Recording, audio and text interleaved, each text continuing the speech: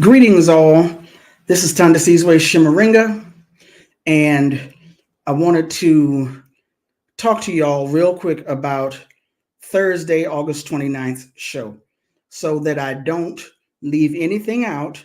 I wrote it all down, and I'm going to be reading from it, like I said, so I don't leave anything out. So, my show, Rootwork, airs on the third and fourth Thursdays of the month in Los Angeles on KPFK 90.7 FM. I've just started live streaming what I'm calling that local edition here on Black Liberation Media also.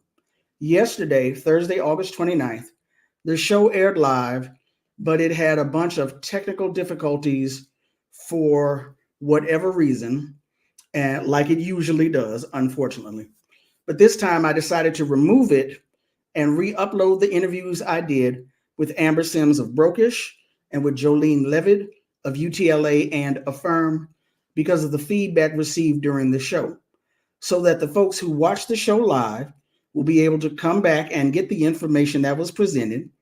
And if you missed the show, you can now check out the information that was presented. I keep saying that it is possible to present quality content of substance, information, resources, news, etc. That's important that you can use. It's possible to do that and present it to you in a way that you are deserving of. But for whatever reason, I have not been able to do that yet. Other folks can do it. Tandy having issues. I don't know what that's about, but I'm going to keep working on it. So, regarding these interviews that aired, did you know that systemic racism costs Black women $50 billion annually in wage penalties? I didn't know that. That's a lot of money. So here's the first interview with Amber Sims of Brokish, talking about Black women, venture capital, and our wages.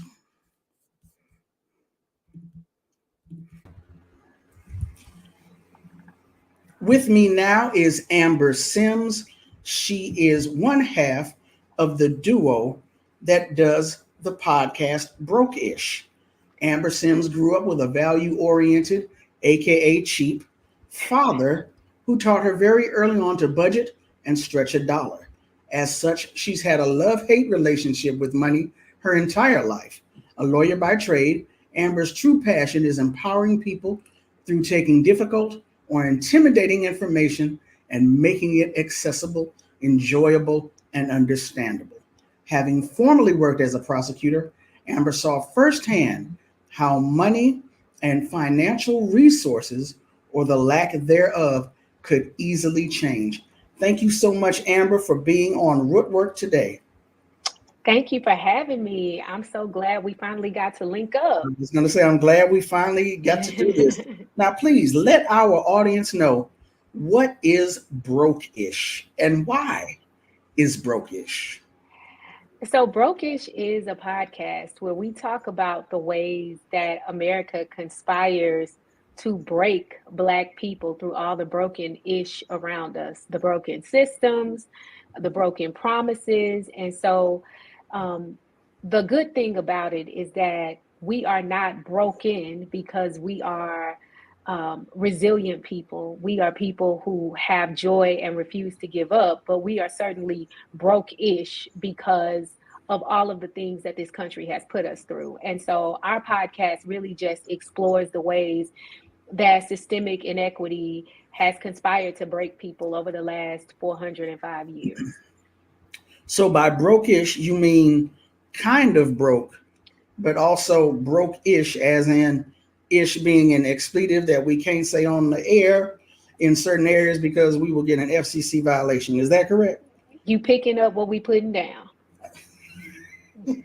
Thank you so much, Em. You All right, so picking now up. you've talked about brokish, what the podcast does, why it exists, and that also leads me into why I wanted to talk with you today, in particular about what happens around Black women and money in this country. Mm-hmm. So we all have heard, we should have heard about an organization known as the Fearless Fund.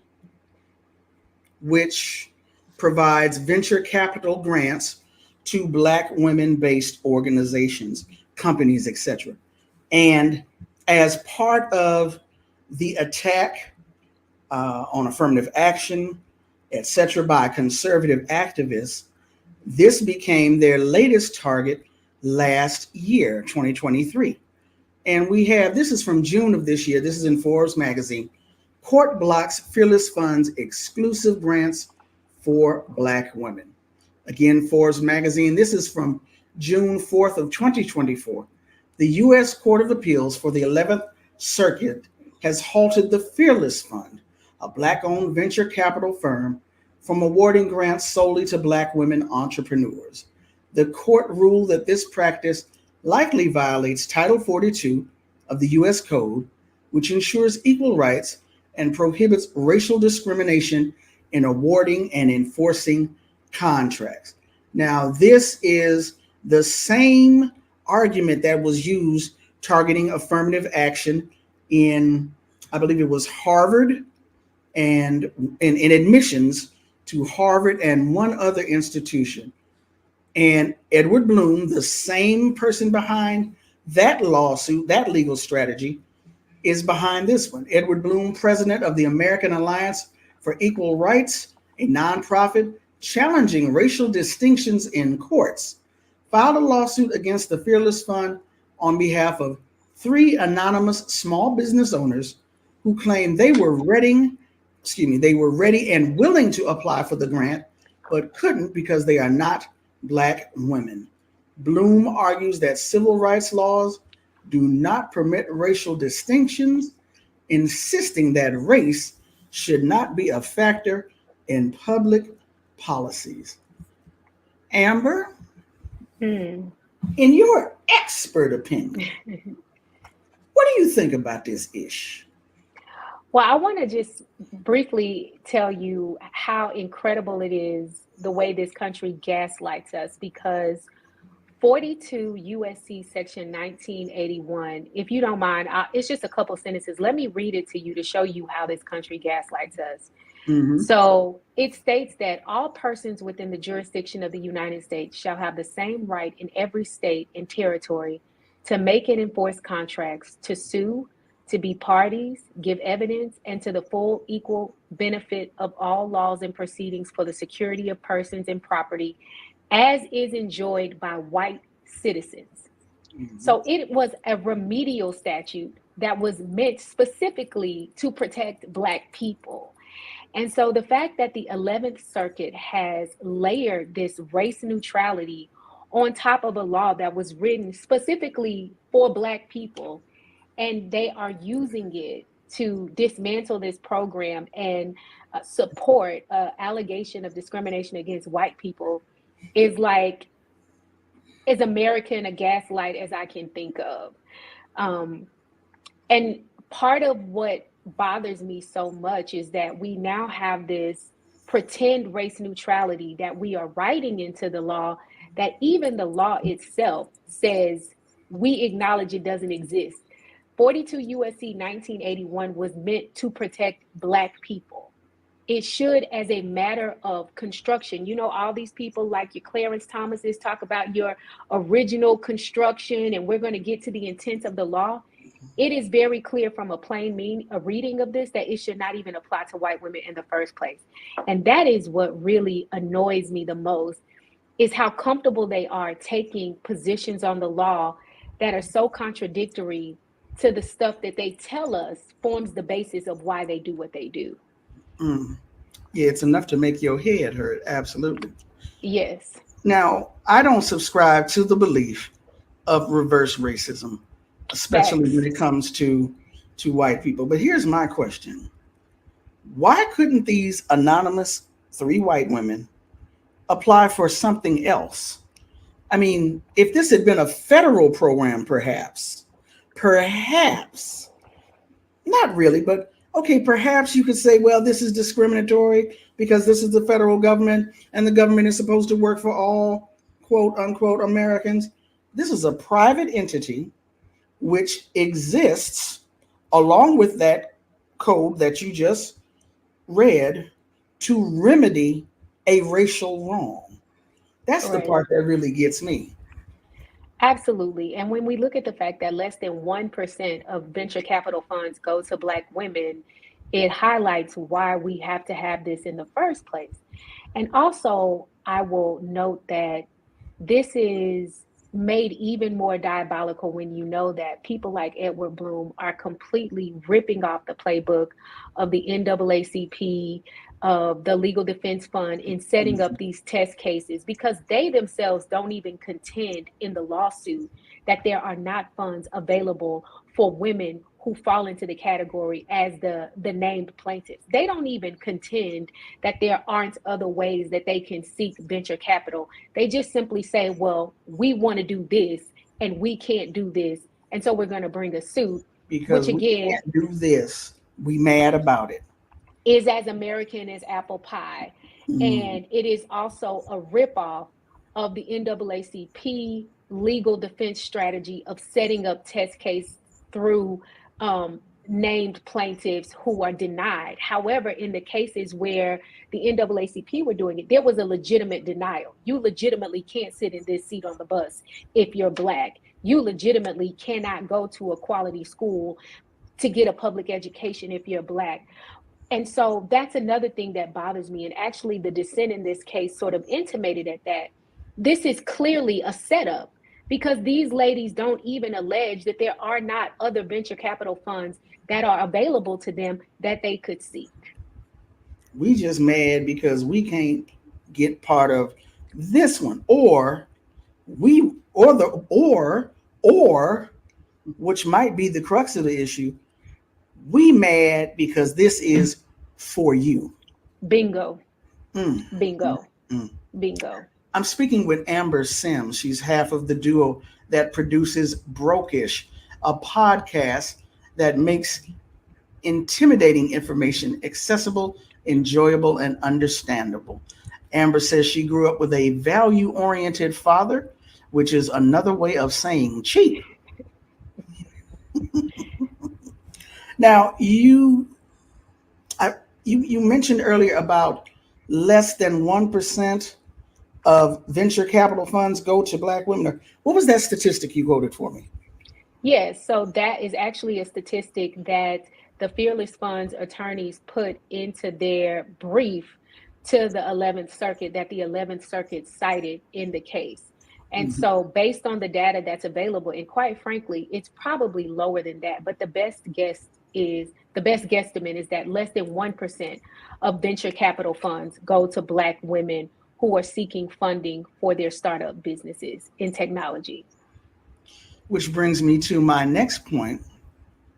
Now, that's talking about Black women in terms of entrepreneurship and their own businesses. This is from the LA Focus newspaper, which is a local paper out here in Los Angeles. And let's see. There we go. Let's take ourselves out of it for just a moment. This is June 21st, 2024. Systemic racism costs Black women $50 billion annually in wage penalties. Over a lifetime, Black women lose an estimated $1 million. Well, this one says $1 million in wages because of racial discrimination in employer hiring and wage practices, says labor economist Michelle Holder. According to Mhm. data from the Bureau, of Labor Statistics, Black women earn 73 cents for every dollar a white male earns. Black women have historically had the highest labor force participation rate among major female demographic groups. Still, they face both the gender and racial wage gap, which Holder calls the double gap. Overall, Black women annually face a $50 billion wage penalty, she states. Black women have the lowest levels of savings and assets of any racial group, notes Holder, who is an associate professor of economics at the John Jay College of Criminal Justice, City University of New York. More than half of Black and Latino households have no retirement savings. And so you could say, as a way to make ends meet, have another income stream, do something else, you attempt to create your own business. Here's this venture capital fund that exists to give you help. Why? Because you need help. And now that's being attacked also. Yeah. And also, when you layer that on the fact that not only are Black women underpaid, but we're expected to do more with our money than other people. So Mm. not only are we not getting our entire dollar and we're only getting our 73 cents, um, add on to that the fact that with that 73 cents, you have to factor in the lack of public preschool and available childcare, health inequities, and the lack of access to quality healthcare without bankrupting for a lot of people. You have to think about the fact that we are literally in a housing crisis where affordable housing for a lot of people is not available. And so when you factor in, not only are we getting paid less, but we're being required to do more with that money. I think that's very insightful to why a lot of households don't have retirement, why a lot of households are within 30 days of full blown financial insecurity. It just, for a lot of people, takes two paychecks Hmm. to go into full blown financial crisis. And when you factor in healthcare, health crises, medical emergencies. Mm, mm, Yes, mm. yes, Let me ask you this. You state that you are a former prosecutor. I was. And as a former prosecutor, quote, you saw firsthand how money and financial resources, or the lack thereof, could easily change a person's legal outcome. Now, I'm sure our audience knows what that means, but refresh our memory. Can you give us some examples? Absolutely.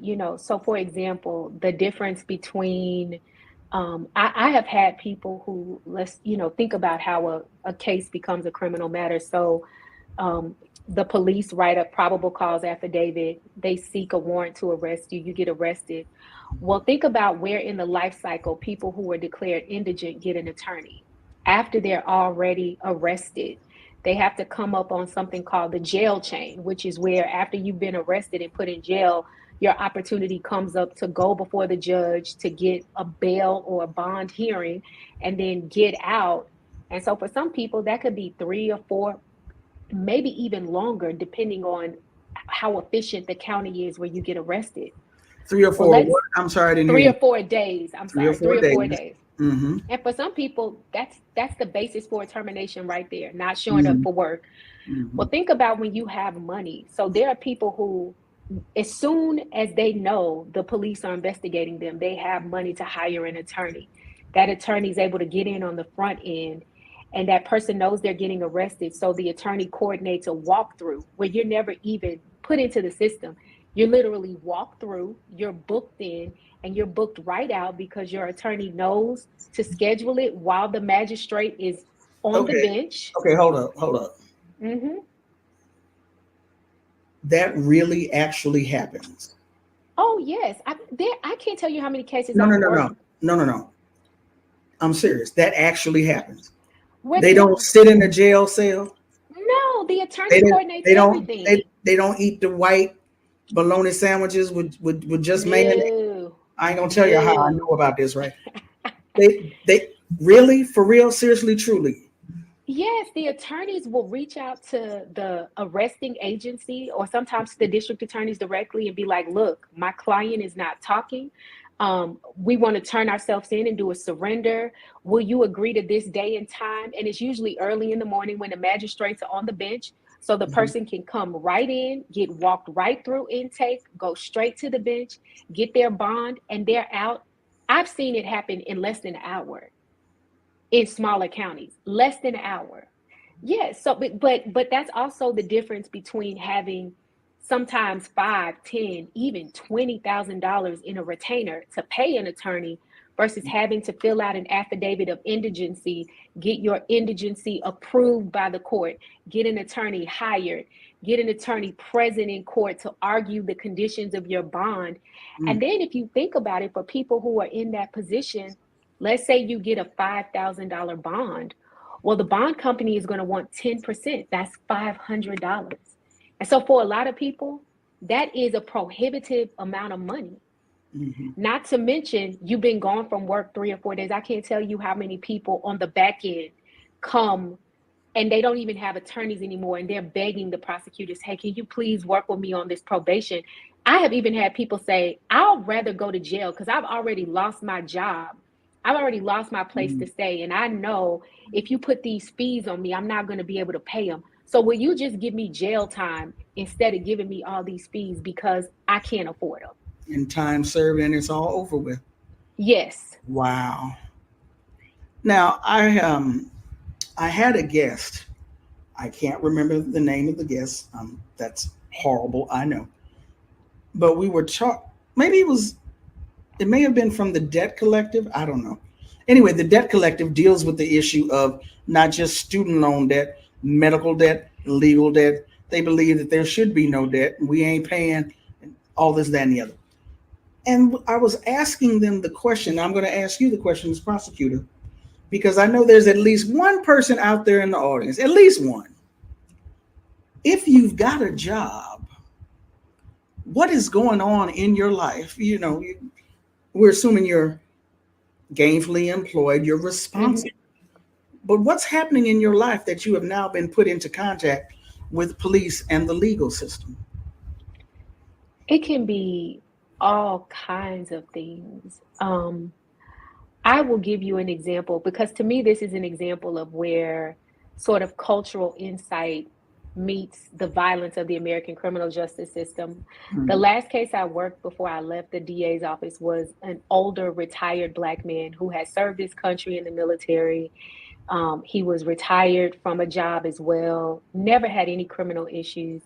And he was going to see his daughter one day at her apartment complex. And he was riding through the complex and there was some young boys playing in the street. And he told them to move so that he could go through the complex. And the young boys, I think they either flicked him off or they cursed at him. And so he got out of the car and took his belt off and popped one of the boys on his behind. And the mother pressed charges against him. And that man was facing a family violence charge where it was like basically assault of a minor.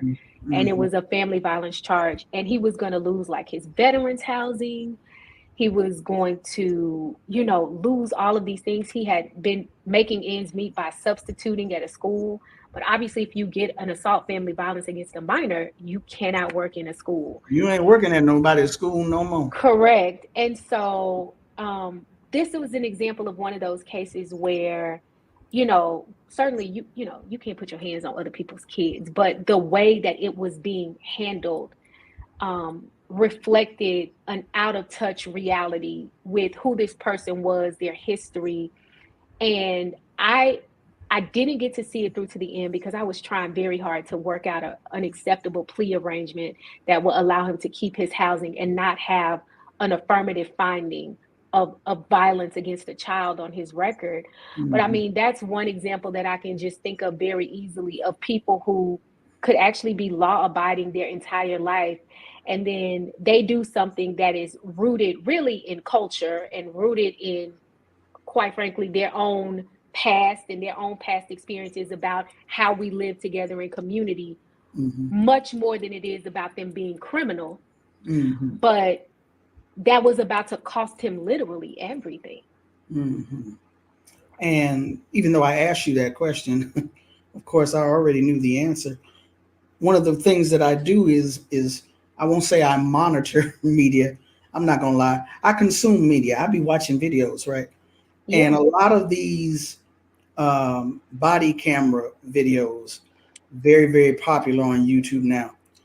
So much. I think the word trauma is a good word for it. So much trauma happens around traffic violations, Black folks, the law, and cars, how we operate the car, getting out of the car, police escalating unnecessary situations. And then again, we find ourselves in the back of a police car going through what you call that jail chain and either about to lose or everything that we have worked for then becomes lost. So absolutely. Absolutely. And one thing to remember also, when we think about like Black women and financial trauma, if I had $1 for every time I was pleading out a case or trying a case, and we're talking about the fees or we're talking about the restitution, and it's somebody's mama, their Black girlfriend, putting the weight of that financial obligation on their back to Mm-hmm. try to keep their loved one out of jail, to try to keep Mm-hmm. them compliant with their probation. And so Mm-hmm. that's one of the things that we often forget when we talk about how much we actually have to do with our 72 cents, because a lot of times the real privilege of wealth is that it flows forward. But the trauma of inequity is that our money oftentimes flows backwards. When we get our money, we're having to help this person and help that person and do this. And that's a lot to do with Mm-hmm. 72 cents. 73. So, yes, let's state it factually correct. Let's be factually correct. 73 cents. I've been Yes. speaking with Amber Sims of Brokish, a podcast where they take intimidating information, make it accessible, enjoyable, and understandable, but they also talk about all of the brokish ways that Black folks in particular have been impacted by this system, this corporation, if you will, known as the United States of America. Amber, I'm so glad you are no longer a prosecutor. I'm so happy about that. Me too. Me For too. for audience members who want to follow you and the work that you do with Brokish, how can they do that? Yeah, so you can find us on these social media streets. The easiest way to find us is to go to www.brokish.com, or you can find us on Instagram at Brokish Podcast, and that's all one word, BROKEISH podcast. And so our podcast is available wherever you stream your podcast, Apple, Spotify, Google. So we're there and we're not too hard to find. And please forgive me. I keep talking about Brokish and Amber Sims. Please forgive me. Your co-host is named Erica Brown. That's right. That's right. Forgive The me, other Erica. half, I'm so sorry. that's all right. She be doing me bad, so we don't have to bring her up today. We don't have to bring her up Well, today. now don't drag me into y'all stuff now. That's not the way to go. Amber, one more time, give us that information on how to follow you and Brokish and Erica. Yeah, so Erica don't really be on social media like that, y'all. She just be lurking.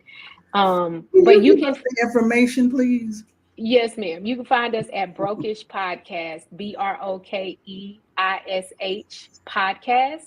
Mhm. Or you can find us at www.brokish.com. Now that's not with the dash. That's just all just straight out Just broke. straight Brokish, BROKEISH.com. Amber, thank you so much for being on Rootwork today. It has truly been a pleasure. It's my pleasure. Thank you for having me. Absolutely.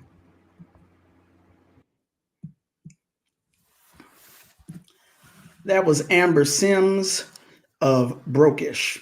Next up is Jollene Levid, an organizer locally with the United Teachers of Los Angeles and an organizer internationally with AFFIRM, which stands for the Association of Feminists Fighting Imperialism, Refuelization, and Marginalization, speaking on the need to document the stories of Filipino women in the labor movement.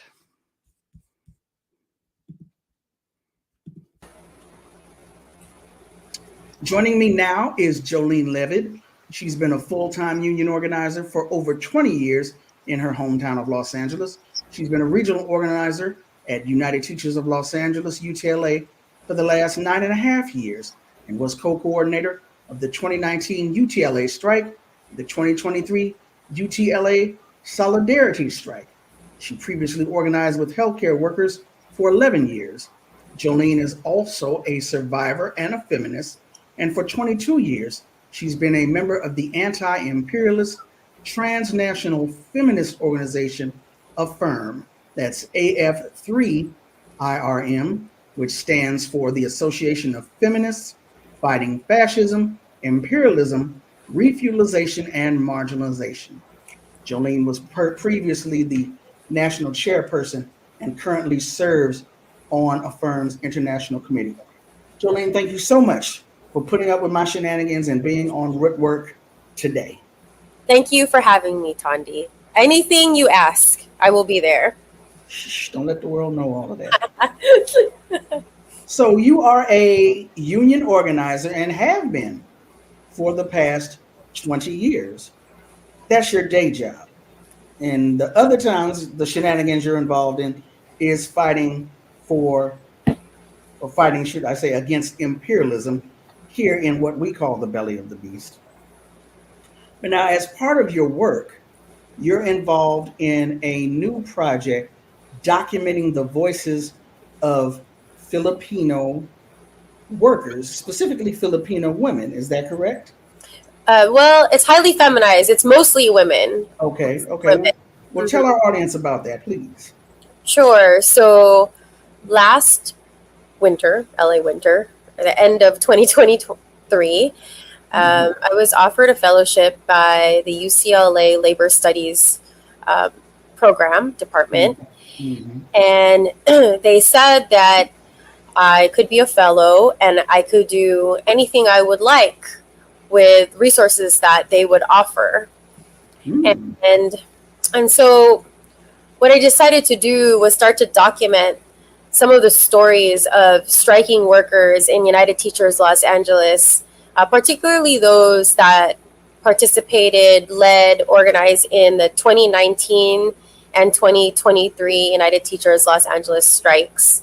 I think I should back up a little bit.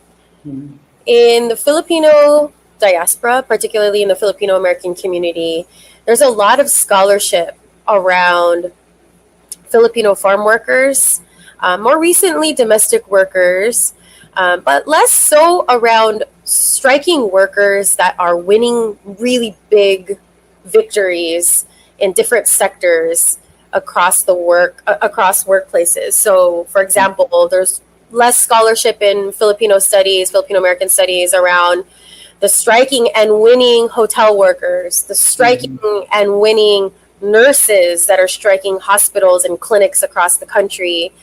And another place where the Filipino diaspora is seen because of migration patterns is in public education. And as I was organizing with all workers, all 33,000 in 2019, and then all 37,000 in 2023, what I realized is there are so many Filipino and especially Filipino women workers that were deeply involved in the strikes of United Teachers Los Angeles. And I'm just capturing their stories for future scholarship, for future organizers to study methodology, journalists, documentary filmmakers, anyone that just needs their stories. Well, as you know, oral history and documenting is something that is near and dear to my heart. So that's one of the reasons why I wanted to talk to you about this project. Now, it says United Teachers Los Angeles, but it's not necessarily a union that is open only to teachers, correct? That's right. So it's actually a union of educators. It includes school social workers, counselors, school nurses, special education educators. There are psychologists in the unit, adult education educators. There's tons and tons, audiologists, different educators within LAUSD. Same employer, which is LAUSD. Mm-hmm. Now, you mentioned earlier I believe you mentioned or I read it, the autobiography of Philip Vida Cruz. Yes. And I know for me personally, being raised here in Los Angeles, the popular history we get of the farm workers, the great boycotts, Cesar Chavez, Central Valley of California, Mexican Latino workers. But Philip Vida Cruz was a Filipino man, and the stories of the farm workers, it's not just limited to quote unquote Latino or Mexican farm workers. Tons and tons of Filipinos were also farm workers and a part of this movement, correct? Absolutely. I think what gets lost in history, and this is something that anyone from Dolores Huerta to the United Farm Workers themselves will talk about, is actually it was the Filipino worker union that went on strike first. Mm-hmm. And then the Latino, largely Mexican union then went out. The United Farm Workers was founded when they finally merged. Mm-hmm.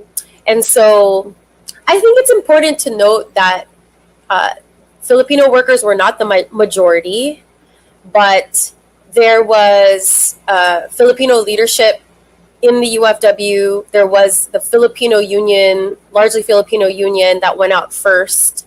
And Filipinos were at the strategy table from the beginning to the end. Yeah, and I also think, I mean, you know, everyone does the solidarity clap, right? That came from the farm workers movement, and that solidarity clap was kind of a signal to stop your work and strike, and it was a clap instead of a saying, so that everyone, regardless of what language you spoke, would understand that call, which is why it's called the solidarity clap. Something that I, as an organizer myself, was very moved by was Philip Vera Cruz's it was also an oral history, actually. And he ended up organizing in Los Angeles after he left the farm workers movement or retired from it. And I realized that if I hadn't read that book in 2001, I wouldn't have sought out the UCLA Labor Summer, which I entered as a student. And after I organized through UCLA one summer and then in the Philippines after graduation, I wouldn't have come back and found a job organizing at King Drew Medical Center. That book really set me on the course.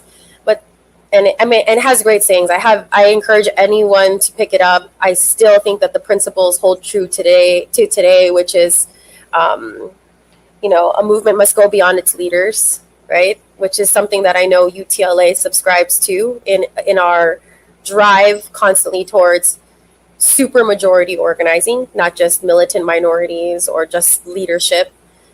That's number one. And number two, as I became a feminist, actually read Audre Lorde's book, Sister Outsider, that same year.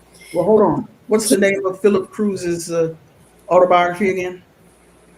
I believe it's just Philip Vera Cruz. It just says Philip Vera Cruz on the front. It's actually not penned by him. There are two scholars. I know Lillian Villanueva was one of them that took his oral history and wrote out his story. Yep. Okay. But you were saying about Audre Lorde. So Audre Lorde's book also woke me up and made me realize that I had to practice feminism as a survivor. By the time I finished high school, I was already a survivor of domestic violence. And as I've continued to organize over the last 20 years, I've seen women trade unionists at the helm of the different organizations and campaigns that I've organized with and for. But there lacks this a rich oral history tradition of these women trade unionists. And again, I'm largely organizing in Southern California, Los Angeles, California, So a lot of them are also women of color or racialized women.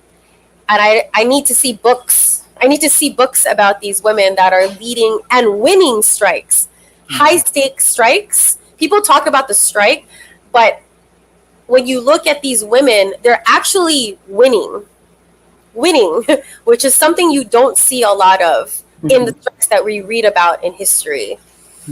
So I do not have the capacity to write a book, but what I do have capacity to do, well, with these resources from UCLA, is capture some of the stories of the organizers, the elected leaders, the strategists, the researchers, the rank and file members that made the 2019 and 2023 UTLA strikes winning strikes.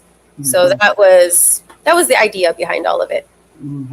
I remember both of those. They were major, especially 2019. That was like a mega strike. You all had Hollywood folks out there on the picket lines with you. I was like, whoa. Right. But also not just major, but you were also, like you said, winning. That's the thing that I think, as I've also organized over the years, has mattered more and more to me. It's great. I think it's important to protest, to picket, to engage in direct action. But what does it mean when we don't win? And what can we do better as organizers so that we're actually winning high stakes campaigns? I think a lot of people write off nurses and educators because they're so-called feminized professions. But there was a reason why the mayors in both the 2019 and 2023 strikes, the mayors of Los Angeles, stepped in.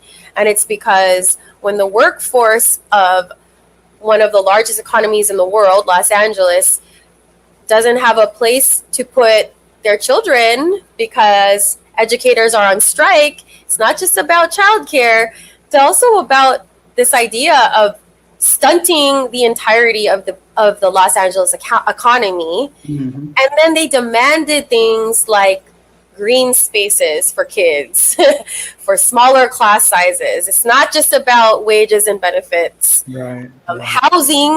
Housing is a big one, right? So it's like they're actually winning these high stakes strikes at the end of the day. I'm speaking with Jollene Levid. She is a full-time organizer with a regional organizer at UTLA, the United Teachers of Los Angeles, co-coordinated the 2019 UTLA strike and the 2023 UTLA Solidarity strike, previously organized with healthcare workers for 11 years. She has also been, for the last 22 years, a member of the anti-imperialist transnational feminist organization AFFIRM, the Association of Feminists Fighting Fascism, Imperialism, Refeudalization, and Marginalization. So the UTLA work, the SEIU work, all of this union organizing, that's your day job. Can you tell me how and if and how the skills, the strategies, what have you from your day job factor into the work with AFFIRM and transnational feminism? I think that both AFFIRM and UTLA work have made me a better activist. I mean, just basic things that people don't think about. Like, what are the logistics of putting together a rally that will eventually have 80,000 people at it? Right? Things like that. But also, in AFFIRM, we are all volunteer. We are not a 501c. We are not a nonprofit. People can donate, but we are all volunteer. All of us are working, many of us multiple jobs. Many folks are caretakers, whether it's for children or elders, or just our loved ones, folks that are disabled in our families, etc. And so what we've also learned is that we have to be strategic in the fights that we pick. So, for example, there was, right as the pandemic was starting, I know that everything was a blur, We won something called Survivors Not Criminals, which was passed through LA County Board of Supervisors and finally implemented towards the end of the lockdown. And what that did was it allowed for women and people trafficked in massage parlors in Los Angeles to not be picked up and criminalized when massage parlors were busted for being, for example, trafficking fronts or of trafficking. Instead, it would, one, automatically direct victims of trafficking to resources, and two, give them a path to citizenship if they so choose to take that path, instead of automatically locking them up and or putting them in proceedings for deportation, right? So we called it Survivors Not Criminals. Again, that was all done on a volunteer basis, but a lot of us, when we come from unions, folks that study policy, I mean, either they're just geeks that really like it or they do it for work, we're able to do that on our quote free time. So that's one thing. We've also done a lot of public or mass education around trafficking, around the sex trade, especially across borders, and in highly militarized places. Like, for example, the Affirm Hawaii chapter has a military base there. Right now, they're working on publicizing a case of a missing, possibly murdered Indigenous Hawaiian and Filipino woman who on a military base. So this is the work of Affirm, and it's come a long way. It was founded in 1989, and we started off as a Filipina-centered organization. Again, many folks are survivors of political violence. The founder was a former political prisoner, Ninochka Rosca, of the dictatorship in the Philippines. And many of us are also just descendants. My maternal grandmother was a comfort woman during World War II who was captured by the Japanese imperial forces. And she was raped. She was harmed while my grandfather was put in the Bataan Death March, right? So we come from lineages of survivors of, the effects of imperialism and militarism in our families' homelands. I was going to ask you, you touched on it, but I was going to ask you, what does it look like to be a feminist fighting fascism, imperialism, refeudalization, and marginalization in Los Angeles, within the United States of America? So that's a really great question. And I think the Survivors Not Criminals is one campaign that we waged. Other campaigns include, for example, there were about 25 traffic workers from the Philippines. This is when we were still Gabriela Network, and working on their case and highlighting it so that they could be free. There was another transnational case with Grace Grande of transnational border stalking, and creating and winning freedom for her and ensuring that other people who are stalking and battering across borders from the Philippines to the United States would be legally stopped. I'll just say that. And then there's also just other things that sustain us. So in this age where people are highly isolated, doing transnational work with, for example, one of the Affirm women, Valeria Espinosa, is in Mexico right now, and alongside a women's art collective doing political work that will be showcased both in Mexico City and eventually here in East Los Angeles. So the kind of popular education that can be accessed by people who can't go to the UCLA libraries is equally, if not more important to us. There's also a School of Women's Activism that's held every summer, which includes all of these things, from how to build a campaign to understanding what imperialism is, this big word, right? Or even like, what is feminism and what are the different kinds of feminisms? Understanding all the different strands. We also do a School of Youth Activism, so that youth, especially girls that are as young as middle school aged, could also start to think about these ideas. They don't have to wait to learn it in their ethnic studies classes in 9th grade. And so that's a little bit about it. I mean, I have to say that I think that Affirm has saved my life in so many different ways, both as a survivor and also as someone who has just become sharper and sharper. The more I study and the more I practice in a feminist space, the better union organizer I am.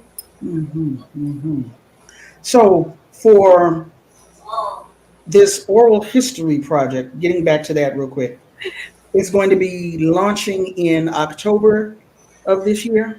Yes. So everyone is welcome. There is an RSVP process because there will be free dinner provided. But on Monday, October 21 at starting at 5 o'clock p.m., the first set of oral histories will be launched and archived at UCLA.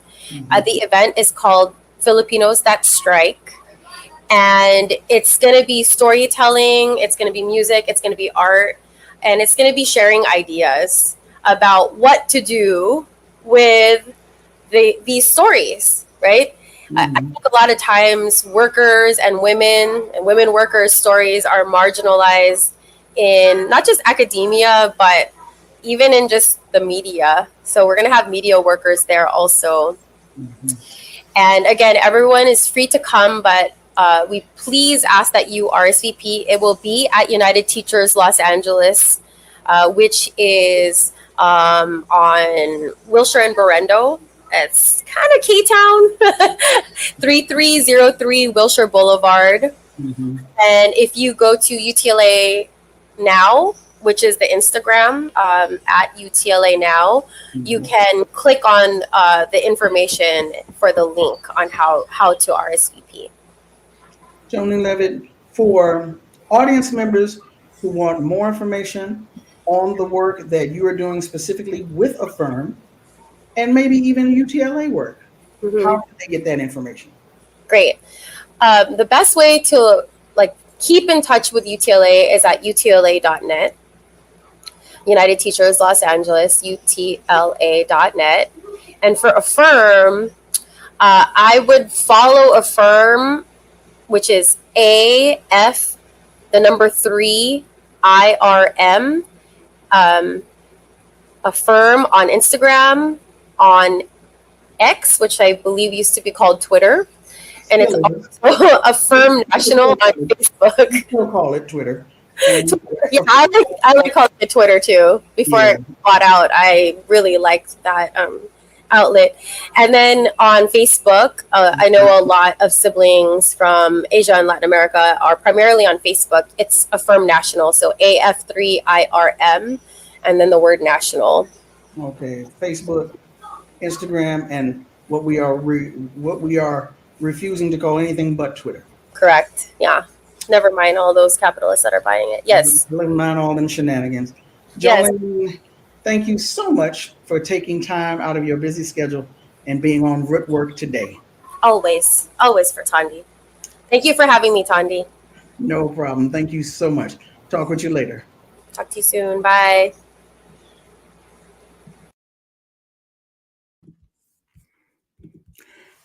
That was an interview with Jollene Levid, an organizer locally with the United Teachers of Los Angeles and internationally with Affirm, the Association of Feminists Fighting Fascism. I left that out earlier.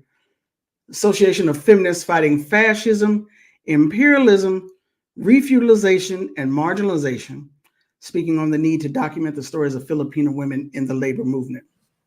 Now, before I get up out of here, let me say, on last week's show, both on KPFK and here on Black Liberation Media, my guest, Billion Godson of the Afrika Town Coalition, in the Leimert Park or Africatown section of South Los Angeles, told us about the continued efforts being made to gentrify the area, and specifically the move to oust a longtime beloved business, Sika the jeweler, from the park.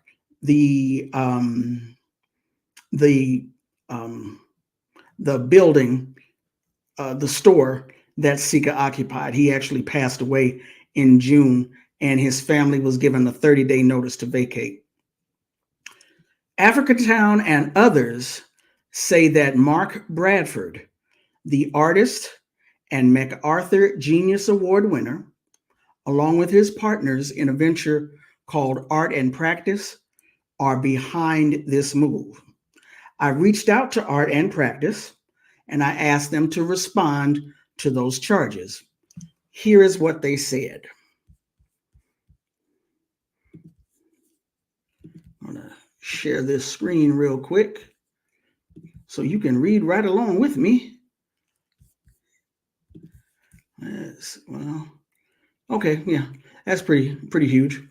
So, dear Thandi, A&P, Art and Practice, does not own any of the buildings from which we operate, and like other tenants, we interact with the property management company.